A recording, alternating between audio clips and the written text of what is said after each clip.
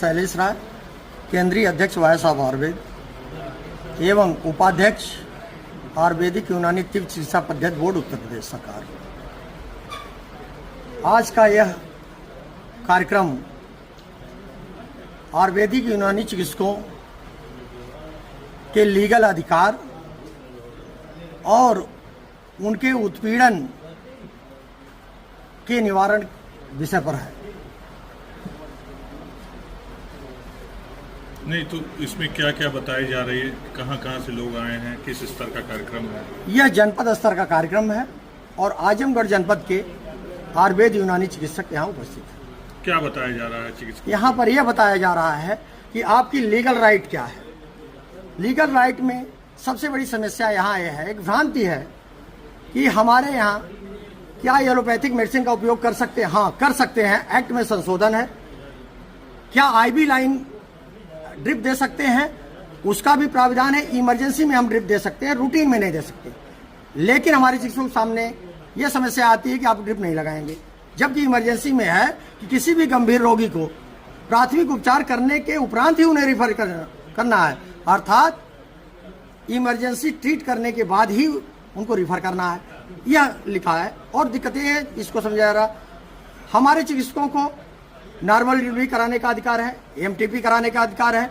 जो हमारे post surgeon है, चाहे एएनटी सर्जन है, आई सर्जन है, उनको जो एमबीबीएस के सर्जन यानी एलोपैथ के सर्जन को जो अधिकार है, वो सारे अधिकार 20 नवंबर 2020 को संसद द्वारा भारत सरकार ने पास करके वो सारे अधिकार सर्जरी के दे दिए, जो अधिकार जनरल सर्जन, आई सर्जन और एएनटी सर्जन को है और गायनिक सर्जन को है। तो ये सारी कानूनों का हम लोग बात करते हैं। और साथ में 2024 में अक्टूबर में आयुर्वेद के क्षेत्र में भी डीएम उपाध्याय आयुष मंत्रालय द्वारा 8-10 सब्जेक्ट में प्रारंभ करने का नोटिफिकेशन भी हो चुका है। इसी विषय पर और जो सारी दिक्कतें हैं, और सबसे बड़ी चीज है कि कोई भी अधिकारी किसी भी क्लिनिक पर जाता है और हमारे चिकित्सक कहता है क्वैक है या बोगस डॉक्टर है, तो मैं यह बताना चाहता हूं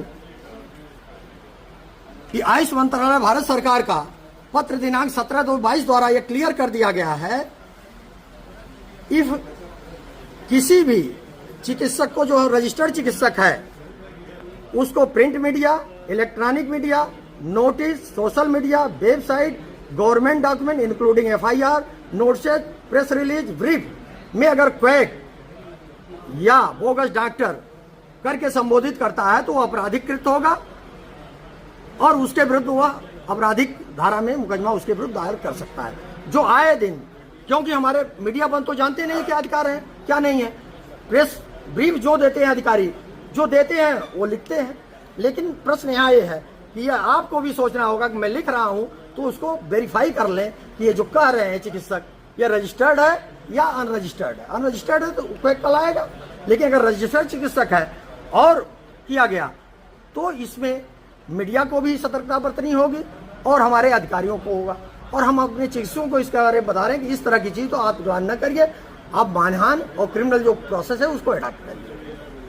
जिस प्रकार से स्वास्थ्य विभाग की तरफ से या पंजीकरण में क्या कोई दिक्कत आती है या कोई? नहीं, पंजीकरण जो है 2004 में हाईकोर्ट द्वारा मुख्य चिकित्सा अधिकारी को नोडल अधिकारी बनाया गया था। 2004 से लेकर 2016 तक पंजीकरण सीएमओ के यहाँ होता था, लेकिन 2016 के बाद शासनादेश जारी हो गया कि जो जिस विभाग का होगा उस विभाग में उसका पंजीकरण होगा।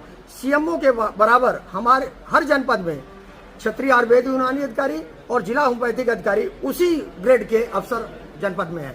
तो आयुर्वेद यूनानी का क्षेत्रीय आयुर्वेद यूनानी पंजीकरण होगा और होम्योपैथिक अधिकारी क्या होम्योपैथ का। अब विवाद हो रहा था कि हमारे चिकित्सकों जो एलोपैथिक का अधिकार है, ड्रिप का इमरजेंसी अधिकार है, सीएमओ विभिन्न जनपदों को कहते थे आप यूज कर रहे हैं, मैं आपकी जांच करूंगा। इसके संदर्भ में हमने पीआईएल दाखिल किया था।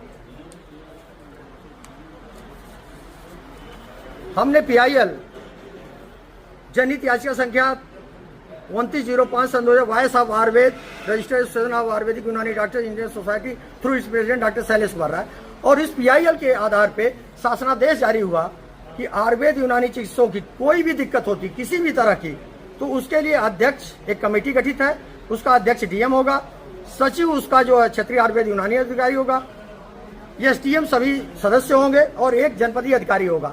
अर्थात आयुर्वेद यूनानी पंजीकृत चिकित्सकों की जांच किसी भी दशा में सीएमओ द्वारा नहीं किया जा सकता। कोई भी कंप्लेन उनको आती है तो क्षेत्रीय आयुर्वेद यूनानी अधिकारी को सूचित करें, वो उसकी जांच करेंगे। अगर वो दोषी पाया जाएगा तो अपने एक्ट के अनुरूप और कानून के अनुरूप उसके विरुद्ध कार्रवाई होगी।